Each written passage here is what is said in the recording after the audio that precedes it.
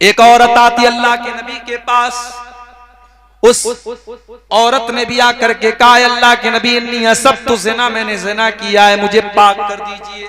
बाज़ उलमा ने लिखा है कि उस औरत के साथ ज़िना किया था माइज़ बिन मालिक असलमी ने। ये गामिदिया औरत थी, ये भी आकर के कहती है अल्लाह के नबी मैंने ज़िना किया है। अल्लाह के नबी ने फरमाया कि जाओ अल्लाह तुमको माफ करे। उसने कहा मुझे टालने की कोशिश न कीजिए, मैं प्रेग्नेंट हूँ, मेरे पेट में बच्चा है, आपको मुझे सजा देनी पड़ेगी। आपने कहा गलती तेरी है, तेरे बच्चे की कोई गलती नहीं है, जा जब बच्चा जन्म ले ले, जब बच्चा पैदा हो जाए तब तो मेरे पास आना। 9 महीने गुजर गए, बच्चा जन्म लेता है, बच्चे को गोद में लेकर के आती है, अरे अल्लाह के नबी अब तो मुझे पाक कर दीजिए। आपने कहा जा, अभी बच्चा तेरा दूध पिएगा, अभी बच्चा बहुत छोटा है, जब बच्चा रोटी खाने लगे, दूध छोड़ दे तब तो मेरे पास आना। अल्लाह के नबी 2 साल की और मोहलत दे देते हैं उस औरत को। 2 साल के बाद वो आती है, जब बच्चे के हाथ में रोटी का टुकड़ा ले लेता है बच्चा, बच्चे के हाथ में रोटी का टुकड़ा है और बच्चे को गोद में लेके आती है, अरे अल्लाह के नबी मेरा बच्चा दूध छोड़ चुका है, रोटी खाने लगा है, अब तो मुझे पाक कर दीजिए। उस औरत के लिए भी अल्लाह के प्यारे नबी जमीन में गड्ढा खुदवाते हैं और उस औरत को भी पत्थरों से मार मार के खत्म किया जाता है। और जब उस औरत को पत्थर मारे जाने लगे, उस औरत के खून के कुछ छींटे हजरत खालिद बिन वलीद के कपड़े पर पड़ गए और खालिद बिन वलीद की जबान से कुछ नाजेबा कलिमात निकल गए कि ऐसी नापाक औरत का खून मेरे कपड़े पर पड़ गया। कुछ इस तरीके के जुमले उनके मुंह से निकल गए। अल्लाह के नबी ने फरमाया महलन या खालिद, ऐ खालिद खबरदार, अपनी जबान को कंट्रोल करो, अपनी जबान को लगाम दो। लक़द ताबत तौबतन लौ ताबहा साहिब मुहसिन लगुफिर लहू। ऐ खालिद, इस औरत ने इतनी सच्ची तौबा की है, अगर कोई डाकू और कोई चोर भी ऐसी तौबा करता अल्लाह उसकी तौबा कबूल कर लेता। अल्लाह के नबी के एक सहाबी है, नाम नोट कर लो, उस्मान बिन मज़ऊन रज़ी अल्लाह ताला अन्हु। उनके दिल में एक मर्तबा ख्याल आया शादी करूंगा, बीवी आएगी, बीवी को टाइम देना पड़ेगा, बच्चे पैदा होंगे, बच्चों को टाइम देना पड़ेगा, जितनी नमाज पढ़नी चाहिए उतनी नमाज नहीं पढ़ पाऊंगा, जितनी इबादत करनी चाहिए उतनी इबादत मैं नहीं कर पाऊंगा। उन्होंने इरादा कर लिया मैं कभी शादी ही नहीं करूंगा। फिर दिल में ख्याल आया कि मैं तो मर्द हूं और जब तक मेरे अंदर मर्दानगी बाकी है तब तक औरत की ख्वाहिश मेरे अंदर बाकी रहेगी। हजरत उस्मान बिन मज़ऊन रज़ी अल्लाह ताला अन्हु ने अपने आप को, अपनी मर्दानगी को खत्म करने का फैसला कर दिया। मैं इशारे में आपको समझा रहा हूं, समझदार होंगे आप समझ जाएंगे। मर्द के जिस्म के अंदर जो मर्दानगी की अलामत होती है, हजरत उस्मान बिन मज़ऊन, और ये बात भी नोट कर लीजिए, ये वो वाले उस्मान गनी नहीं है जो अल्लाह के नबी के दामाद थे, ये दूसरे सहाबी हैं। इनके वालिद का नाम मज़ऊन था। उस्मान इब्न मज़ऊन रज़ी अल्लाह ताला अन्हु ने अपने आप को खसी करने का इरादा कर लिया। जैसे बकरा होता है ना, बकरे को खसी कर दिया जाए तो फिर वो इस लायक नहीं होता कि फिर वो जो है वो किसी दूसरी बकरी के साथ वो जा सके और फिर विलादत हो सके। तो जिस तरीके से बकरे और जानवरों के अंदर खसी होता है, उस जमाने में चूंकि मेडिकल साइंस की तरक्की का दौर नहीं था, तो बाज लोग क्या करते थे, अपने आप को खसी कर लेते थे ताकि शादी की ख्वाहिश उनके अंदर बाकी न बचे, मर्दानगी ही उनकी खत्म हो जाए। उस्मान इब्न मज़ऊन रज़ी अल्लाह ताला अन्हु ने अपने आप को खसी करने का इरादा कर लिया। जब अल्लाह के नबी को पता चला, आपने उनको बुलवाया, आपने कहा उस्मान इन्नी लम उमर बिन रहबानिया, ऐ उस्मान बिन मज़ऊन में मुझे रहबानियत का हुक्म नहीं दिया गया है। ऐ उस्मान, जिस दीन को मैं लेकर के आया हूं मेरे दीन के अंदर रहबानियत नहीं है। बाल बच्चों को छोड़ करके, दुनिया को छोड़ करके कुटिया में चला जाए, कोई पहाड़ पे चला जाए, ये मेरे दीन का कॉन्सेप्ट नहीं है। ऐ उस्मान इब्न मज़ऊन, कान खोल करके सुन लो, इन्नी उमिरतु अन अनामा व अकूमा, मुझे हुक्म दिया गया है मैं रात में आराम भी करूं और तहज्जुद की नमाज भी पढ़ूं। मुझे हुक्म दिया गया है मैं रोजा भी रखूं और मैं बेरोजा भी रहूं, यानी कंटिन्यू नफिल रोजा न रखूं, कभी रोजा रहूं कभी ना रहूं, मैं कंटिन्यू रोजा न रखूं।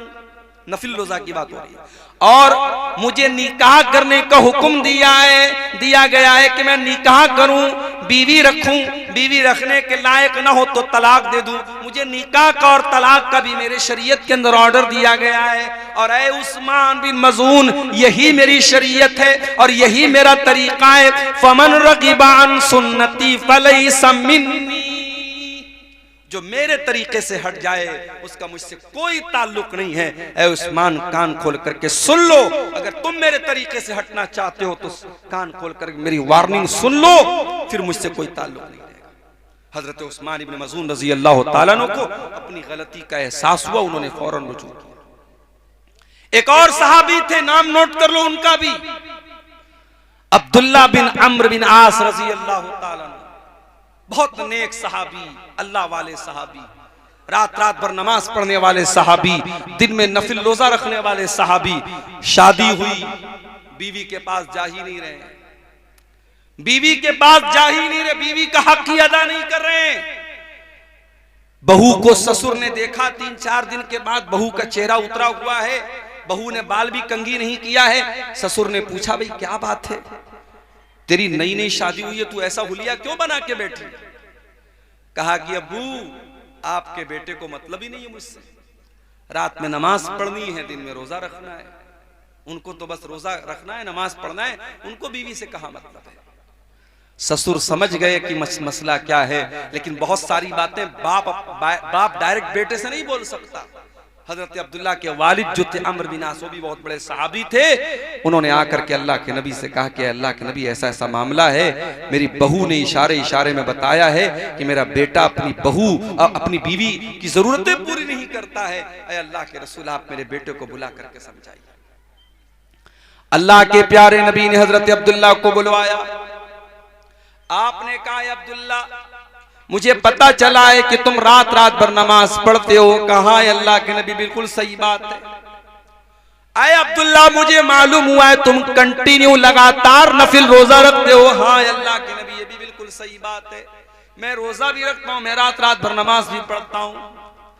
आपने कहा, अब्दुल्ला, इन्ना लिअयनिका अलैका हक्का व इन्ना लिजसदिका अलैका हक्का व इन्ना लिज़ौजिका अलैका हक्का।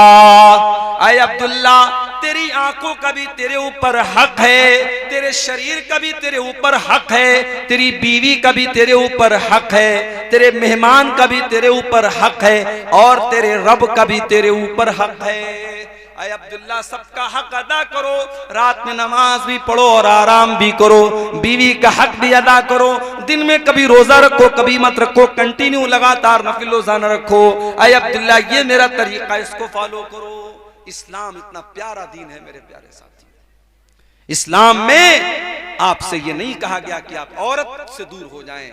अल्लाह कह रहा है, ज़ुय्यिना लिन्नासि हुब्बुश शहवात, लोगों के दिल में औरत की मोहब्बत डाली गई है, औरत की जरूरत पड़ेगी तुम्हें, और इसीलिए इस्लाम ने तुमको निकाह का हुक्म दिया है।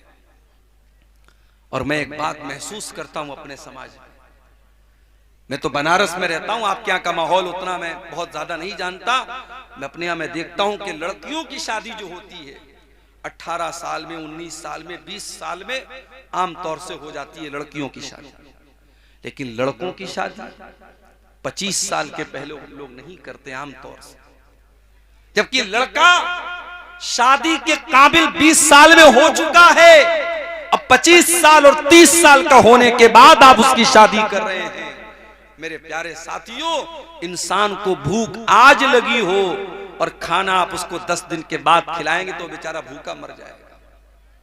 हम लोग आ रहे थे, हमारे ड्राइवर साहब भी साथ में आ रहे थे, मैं बनारस से दोपहर में कुछ खास मैंने खाया भी नहीं था, भूख लगी थी, और फिर ये भी मसला था, पहुंचना भी था आपके यहाँ, जल्दी भी थी, तो मैंने रास्ते में ऑनलाइन एक जगह होटल वाले को ऑर्डर दिया बेगूसराय में, वहां खाने की चीज जब पेट में कुछ गई तब जाकर के इंसान को सुकून मिलता है। ये हमारी फितरत और आदत है मेरे प्यारे साथ।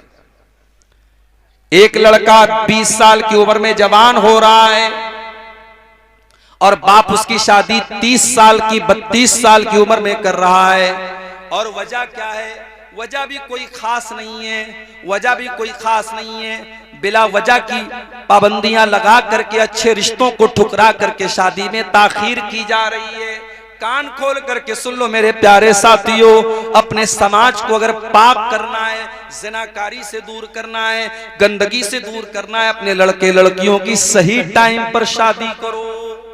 सही टाइम पर शादी, उनको जरूरत है निकाह। ये दौर सहाबा का दौर नहीं है, मैं बार बार कहता हूं, ये फितनों का दौर है। हर हाथ में मोबाइल है, हर मोबाइल पर 5G इंटरनेट चल रहा है, गंदगी का पूरा सैलाब आपकी नौजवान नस्ल के पास मौजूद है। आप किस दुनिया में जिंदगी गुजार रहे हैं? अपने लड़के और लड़कियों की शादी को आसान करो मेरे साथ। और शादी की बात आई है तो कान खोल करके एक बात और सुन लीजिए। आपके इसी इलाके के कुछ लोगों ने मुझे बताया, मौलाना जरा इस पर भी आप बोलिएगा, हमारे यहां शादियों में डीजे बजता है, मुसलमान की शादी में डीजे बज रहा है, नाच गाना हो रहा है। ये शर्म की बात है मेरे प्यारे साथियों, और ये उस पब्लिक और उस आवाम के लिए भी शर्म की बात है।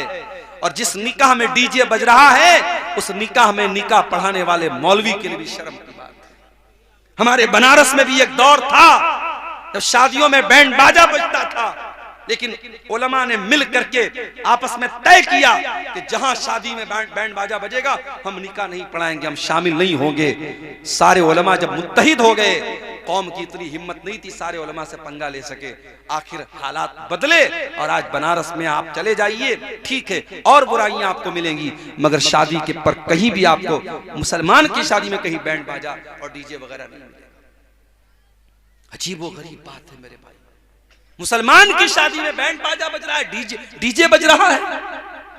मुसलमान की शादी में हल्दी की रस्म हो रही है, मुसलमान की शादी में तिलक की रस्म हो रही है, मुसलमान की शादी में मंगनी की रस्म पे दावतें हो रही हैं। अल्लाह के वास्ते मेरे प्यारे साथियों, उम्मत बहुत परेशान है, उम्मत बहुत परेशान है। उम्मत के कितने बच्चे भूख से मर रहे हैं, उम्मत की कितनी बेटियां गुर्बत की वजह से उनकी शादियां नहीं हो रही हैं, उम्मत के कितने टैलेंटेड बच्चे पैसा न होने की वजह से अपनी तालीम छोड़ रहे हैं। अगर आपके पास पैसा बहुत ज्यादा है, पैसा खर्च करने के बहुत रास्ते हैं, निकाह को आसान करो मेरे प्यारे साथियों।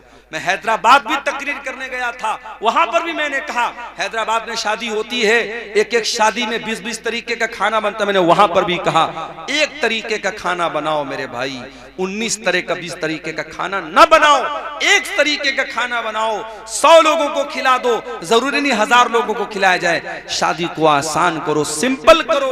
अल्लाह के प्यारे नबी ने फरमाया, इन्ना आज़मन निकाही बरकतन ऐसरुहु मऊनतन, सबसे ज्यादा बरकत वाला निकाह वो है जिसमें सबसे कम खर्च किया जाए।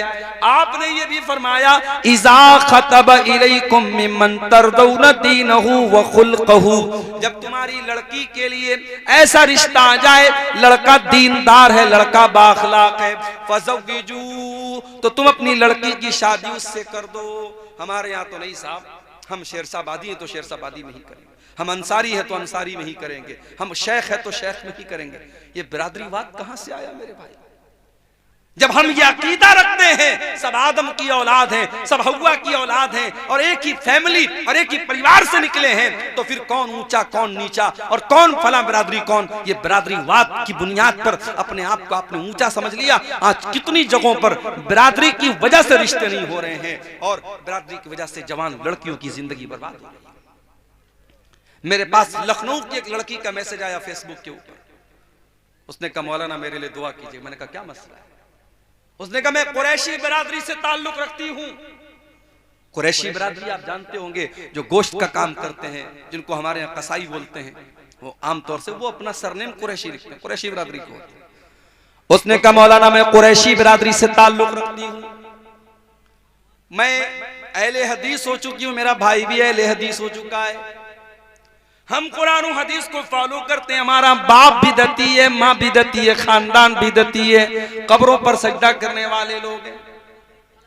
मैं चाहती हूं मेरी शादी ऐसे घर में हो जहां कुरान और हदीस पर अमल होता हो, शिर्क न होता हो, बिदत न होती हो। लेकिन मेरे बाप का कहना है कि मैं कुरैशी ही बिरादरी में करूंगा, और मुझे पूरे लखनऊ के अंदर कोई कुरैशी बिरादरी का ऐसा इंसान नजर नहीं आता, कोई ऐसा रिश्ता नहीं मिलता जहां कुरान और हदीस पे चलने वाले लोग हों।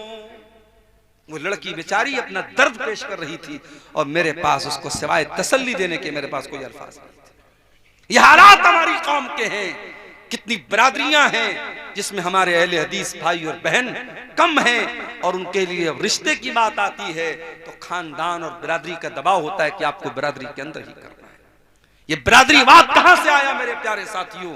हमें और आपको इसकी जड़ों को भी तोड़ने की जरूरत है। जब हम ये अकीदा रखते हैं, या अय्युहन्नास इन्ना खलकनाकुम मिन ज़करिन व उन्सा व जअलनाकुम शुऊबन व क़बाइला लिताअरफू, ऐ लोगो तुम एक माता पिता की औलाद हो, एक माँ बाप की औलाद हो, आदम और हव्वा की औलाद हो।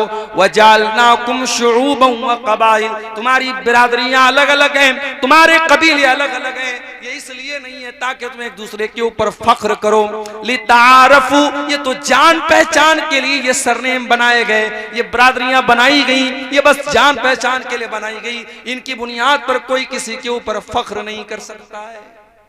शादी ब्याह में आज बिरादरीवाद ने भी मेरे प्यारे साथियों बहुत नुकसान किया है सुन्नत का। निकाह को आसान करो और अपने निकाह से डीजे की रस्म को निकाल के बाहर फेंको। अपने गांव में बैठ के तय कर लो, जो गांव के मुखिया हैं, जो गांव के सरदार हैं, जो गांव के जिम्मेदार लोग आपस में बैठ के तय कर लें, जिसकी शादी में डीजे बजेगा हम सब नहीं जाएंगे उसकी शादी। उलमा तय कर लें हम निकाह पढ़ाने नहीं जाएंगे। इंशाअल्लाह देखो, एक साल ऐसा करके देखो, इंशाअल्लाह ये बुराई आपके इलाके से खत्म हो जाएगी। अपने बच्चों की सही टाइम पे शादी करो मेरे साथी। अल्लाह के नबी नौजवानों को खिताब करके फरमाते हैं, या माशर शबाब मन इस्तता मिनकुमुल बात फल्यतज़व्वज, ऐ नौजवानों जब तुम शादी के काबिल हो जाओ तो तुम निकाह कर लो। फ़इन्नहु अग़ज़्ज़ु लिलबसर, निकाह करने से तुम्हारी आंखें झुक जाएंगी, व अहसनु लिलफर्ज, और तुम्हारी शर्मगाह की हिफाजत हो जाएगी। इंसान अपनी आंखों को अगर बचाना चाहता है बदनजरी से, और अपनी शर्मगाह को बचाना चाहता है ज़िना से, अल्लाह के नबी तरीका क्या बता रहे हैं? रोजा रख करके ज़िना से नहीं बच जाएगा। नबी ने फरमाया तकरीरें सुन करके ज़िना से नहीं बच जाएगा। नबी ने क्या फरमाया? निकाह कर लो, अगर निकाह की ताकत है निकाह कर लो। निकाह करने से वो इंसान ज़िनाकारी से बच जाएगा मेरे प्यारे साथी। तो इस्लाम वो दीन है मेरे प्यारे साथी जो हमें निकाह करने पर उभारता है। क्यों? क्योंकि औरत की हमें जरूरत है। औरत की मोहब्बत अल्लाह ताला ने नेचुरल हमारे दिल में डाली है। वल बनीन, औलाद की मोहब्बत, बेटे की मोहब्बत भी तुम्हारे दिलों में डाली गई है। जिसके घर में औलाद नहीं है उससे जाकर के पूछो, वो लाख ऊपर से कह दे कि मुझे कोई कमी नहीं है, मगर जब दूसरे के घर में वो बच्चों को खेलता हुआ देखता है, उसका भी दिल में चलता है कि मेरे घर में भी औलाद होती। औलाद की मोहब्बत और औलाद में बेटे की मोहब्बत अल्लाह ताला ने दिल में डाली है। किसी को सिर्फ बेटियां ही बेटियां हैं, उससे पूछो भाई तुमको बेटा चाहिए कि नहीं चाहिए? अगर भाई आज का जमाना तो ऐसा है कि ऑपरेशन हो जाता है, एक ऑपरेशन हुआ, दो ऑपरेशन हुआ, उसके बाद तो डॉक्टर लोग बोलते भाई अब तो ऑपरेशन नहीं हो सकता, 2-3 ऑपरेशन के बाद तो मामला खत्म हो जाता है। अब जिसको सिर्फ बेटियां हैं उससे पूछो भाई तुम्हें बेटा चाहिए, तो वो ऊपर से तो कहेगा नहीं यार लड़कियां आज के दौर में काफी हैं, ये है वो है, मगर दिल में कहीं ना कहीं बेटे की कमी का एहसास होता है। मैं ये नहीं कह रहा हूं कि बेटियां नऊजुबिल्लाह बेटियों का दर्जा बेटों से कम है, मैं एक नेचुरल बात बता रहा हूं कि बेटे की मोहब्बत अल्लाह कुरान में कह रहा है कि बेटे की मोहब्बत तुम्हारे दिल में डाली। बेटे की जरूरत पड़ती है इंसान। वल क़नातीरिल मुक़ंतरति मिनज़्ज़हबी वल फ़िद्दती, और सोने चांदी के खजानों की मोहब्बत, मालो दौलत की मोहब्बत भी तुम्हारे दिल में डाली गई है। जितनी भी दौलत तुमको मिल जाए लेकिन तुम्हारा पेट भरने वाला नहीं है। कल तक जो 10,000 रुपया महीना कमा रहा था, बड़ी मुश्किल से घर चला रहा था, दुआ कर रहा था अल्लाह मेरी आमदनी बढ़ा दे, अल्लाह ने 10,000 से 50,000 कर दिया। अब 50,000 पे तो उसका पेट भर जाना चाहिए, मगर 50,000 पर भी पेट नहीं भरेगा। 1 लाख हो गई, अब तो पेट भर जाना चाहिए, 1 लाख से भी पेट न भरा।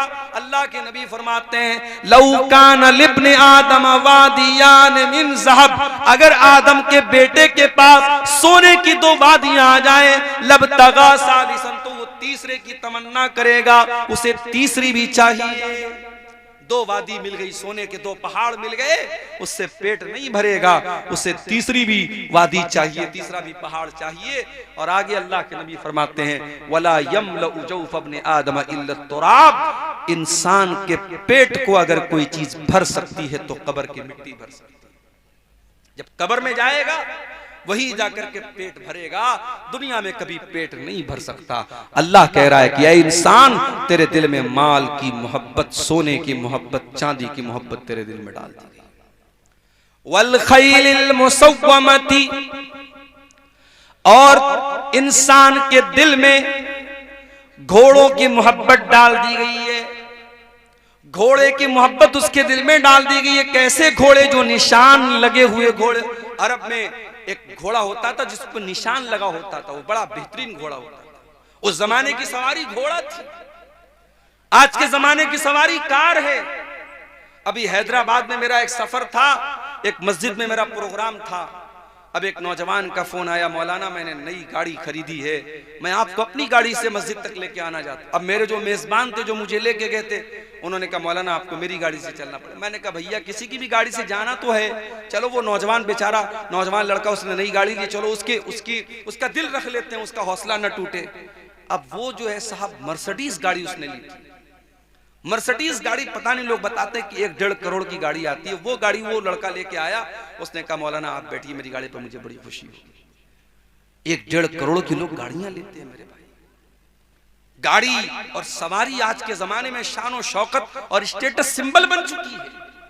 अल्लाह ने कहा कि तुम्हारे दिलों में हमने डाला है घोड़े की मोहब्बत। उस जमाने की सवारी घोड़े थी, आज के जमाने की सवारी कार है, आज के जमाने की सवारी बाइक है। हमारा नौजवान लड़का बुलेट उसके हाथ में आ जाए और गांव में जब बुलेट चलाता है, ऐसा तेजी से वो बुलेट तो खड़खड़ खड़खड़ आवाज देती है और हॉर्न उसका बजता है, पूरे गांव में जो है अपना वो दबदबा कायम करते हुए गाड़ी से निकलता है, बाइक से निकलता है, 4 व्हीलर से निकलता है। तो इंसान के दिल में, उसके सीने में अल्लाह ताला ने सवारियों की मोहब्बत डाली।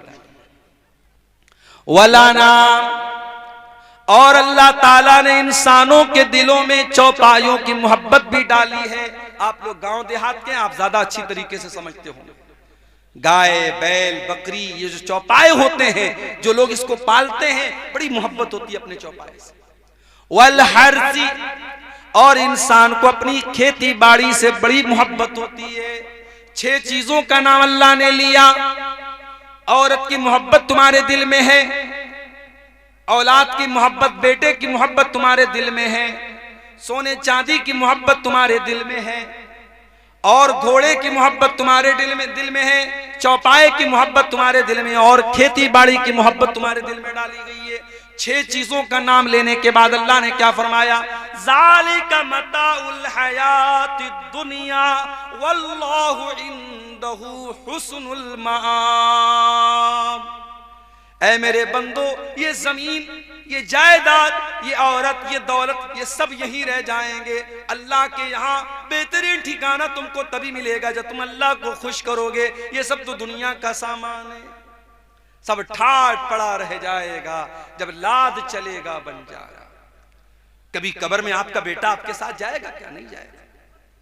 आपका बेटा आपसे बहुत मोहब्बत करता है, आप मर जाएंगे, आपका बेटा आंसू बहाएगा, रोएगा, आपकी तारीफ करेगा। मगर आपका वो बेटा जो आपसे इतनी मोहब्बत करता है, वो बेटा भी आपकी लाश को 24 घंटे से ज्यादा अपने घर में नहीं रखेगा। 24 घंटे के अंदर कफनाएगा, मौलवी साहब को बुलाएगा, जनाजे की नमाज पढ़वाएगा, आपको कफन की 3 चादरों में लपेट देगा और आपको कब्रिस्तान ले जाकर के कब्र के हवाले कर देगा। आपकी औलाद, आपके रिश्तेदार सब आएंगे और आपको मिट्टी दे करके चले जाएंगे, हाथ झाड़ के चले जाएंगे। कोई कब्र में आपका साथ देने नहीं आएगा। मेरे साथियों, वो माल, जिस माल के चक्कर में आपने हलाल और हराम को भुला दिया, सूद का पैसा आपके घर में आया, जुआ का पैसा आपके घर में आया, हराम का पैसा आपके घर में आया, आपकी जैसे ही सांस की डोर थम गई, आपके दिल की धड़कन बंद हो गई, वो सारा पैसा दूसरों का हो गया। भाई इंसान मरा, पैसा किसका हो गया? वारिस का हो गया, बेटे का हो गया, बीवी का हो गया, माँ का हो गया, बाप का हो गया। इंसान कुछ लेके नहीं जा रहा है, कब्र में अकेला जा रहा है। कब्र में न माल आपके काम आया, न बच्चे आपके काम आए, न बीवी आपके काम आई, कोई काम ना आया। फिर मेरे प्यारे साथियों, जब उस कब्र में मुनकर नकीर आएंगे और आपसे 3 सवाल करेंगे, मन रब्बू का, मन नबियों का, मा दीनों का, तेरे रब कौन है, तेरे नबी कौन है, तेरा दीन क्या है। इन 3 सवालों का जवाब, आपका ईमान अगर सही होगा, आपका अमल सही होगा, तभी इन 3 सवालों का जवाब आपकी जबान से निकलेगा, वरना जवाब भी नहीं निकलेगा। इन 3 सवालों का जवाब नहीं निकल पाएगा इंसान के जबान से अगर उसका अकीदा सही नहीं है, उसका ईमान सही नहीं है। इन 3 सवालों का जवाब वो नहीं दे पाएगा। उसके बाद अल्लाह के नबी फरमाते, कब्र दबोचेगी, कब्र तंग हो जाएगी। हाय हाय, अब्दुल गफ्फार साहब आप बहुत तकरीरें किया करते थे, बहुत आपने कुरान की आयतें पढ़ पढ़ के सुनाई है, आपकी कब्र में आपका क्या अंजाम होगा। अरे मेरी क्या हैसियत है, यहां नबी के सहाबी का मैं आपको वाकया सुना रहा हूं, नाम नोट कर लो मेरे नौजवानों। अगर फेसबुक पर कभी फालतू चीजें देखने से टाइम मिल जाए तो कभी यूट्यूब पर जा करके इस सहाबी के बारे में भी सर्च कर लेना, ये सहाबी कौन थे। साद बिन मुआज रजी अल्लाह ताला, इतने बड़े सहाबी थे, इतने अजीम सहाबी थे। जब उनका इंतकाल हुआ, उनके जनाजे को जब उठाया जाने लगा, उनका बदन बहुत हैवी था, उनकी बॉडी बहुत हैवी थी। जब जनाजे को उठाया जाने लगा, जनाजा बड़ा हल्का था। साहबा ने कहा, अल्लाह के नबी, इनका जनाजा तो भारी होना चाहिए, इनका जनाजा इतना हल्का क्यों है। आपने फरमाया, इन्न लहू हमलतन गैरुकुम, ऐ मेरे सहाबा, साद इब्ने मुआज के जनाजे को तुमने अकेले नहीं उठाया है, फरिश्तों ने भी उठाया है। इनके जनाजे में 70,000 फरिश्ते आए थे।